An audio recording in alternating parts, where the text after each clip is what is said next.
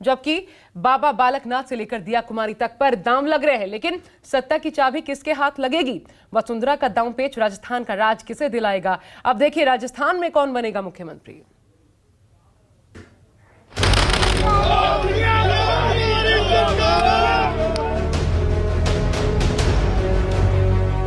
राजस्थान में बीजेपी चुनाव में बिना सीएम के चेहरे के उतरी। पीएम मोदी के चेहरे और उनकी गारंटी पर चुनाव लड़कर प्रचंड जीत हासिल की।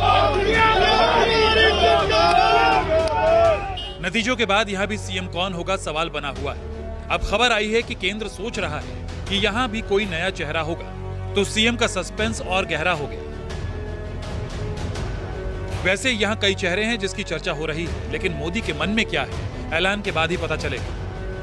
आपको बता दें कि इस बार बीजेपी ने राजस्थान में 7 सांसदों को मैदान में उतारा था। कयास लगाए जा रहे हैं कि इन सांसदों में भी कोई आलाकमान की पसंद हो सकता है।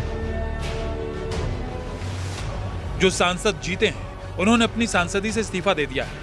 पहले बताते हैं कि राजस्थान में बीजेपी ने किन सांसदों को मैदान में उतारा। बाबा बालकनाथ, दिया कुमारी, राज्यवर्धन राठौर, किरोड़ी लाल मीणा, भागीरथ चौधरी, देवजी पटेल, नरेंद्र कुमार खीचड़। इन 7 सांसदों में 3 चुनाव हार गए हैं, 4 सांसद चुनाव जीत गए हैं। हो सकता है इनमें से कोई सीएम हो जाए। जीते हुए सांसदों में बाबा बालकनाथ भी हैं। सीएम के लिए इनके नाम की भी चर्चा हो रही है। और क्यों हो रही है, ये कौन है, ये भी आपको बताते हैं। बाबा बालकनाथ अलवर से सांसद हैं, तिजारा से विधायक बने हैं। पूरे क्षेत्र में हिंदुत्व वाली छवि और वेशभूषा इनकी पहचान है। नाथ संप्रदाय की सबसे बड़ी गद्दी स्थल बोहर के प्रमुख हैं। इनका दबदबा हरियाणा तक प्रभावी माना जाता है। आसपास की विधानसभा की 6 सीटों पर इनका प्रभाव है। अपने हिंदुत्व के एजेंडे को लेकर भी सुर्खियों में रहते हैं। बाबा बालकनाथ ओबीसी समुदाय से आते हैं। नया सीएम बन रहे हैं ना सर, सीएम बनते ही पहला काम क्या करेंगे? अरे भाई राजस्थान के सीएम बनते हैं। नया सीएम बन रहे हैं ना सर, सीएम बनते ही पहला काम क्या करेंगे? अरे भाई राजस्थान के सीएम बनते हैं। रेस में सांसद दिया कुमारी भी है। दिया ने सांसदी से इस्तीफा दे दिया है, इसलिए कहा जा रहा है कि उनके सिर भी ताज हो सकता है।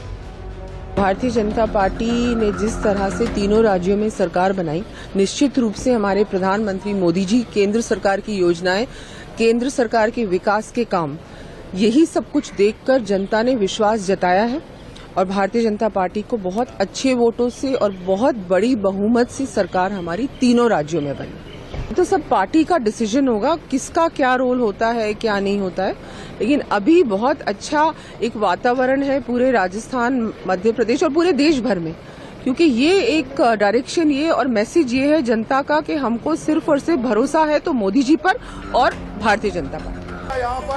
राजस्थान में जिन सांसदों को विधायकी का टिकट दिया उनमें राज्यवर्धन राठौर भी है। कौन है राज्यवर्धन राठौर? पूर्व केंद्रीय मंत्री हैं, झोटवाड़ा से विधायक बने, 50,000 वोटों से जीते, ओलंपिक पदक विजेता हैं, 2005 में पद्मश्री से सम्मानित किए गए। भारतीय जनता पार्टी के एक कार्यकर्ता को, झोटवाड़ा की जनता को, राजस्थान की जनता को मैं धन्यवाद देता हूं कि अवसर दिया मुझे विधायक बनकर अपने झोटवाड़ा की, राजस्थान की सेवा करने का।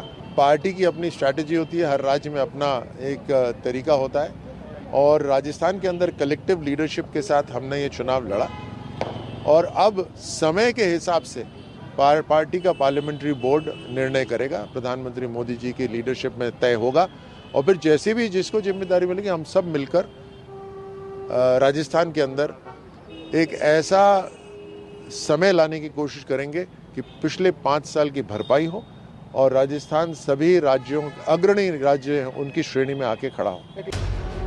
राजस्थान से जीतने वाले सांसदों में किरोड़ी लाल मीणा भी है।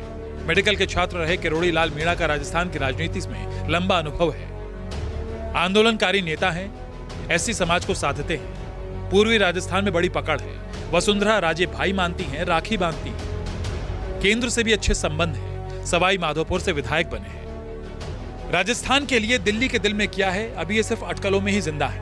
वैसे राजस्थान की सियासत में एक डायलॉग बहुत ज्यादा चलता है। वो डायलॉग है, जिसका ना पूछे कोई हाल, उसके होते हैं किरोड़ी लाल। के जी श्रीवत्स, जयपुर, न्यूज़ 24।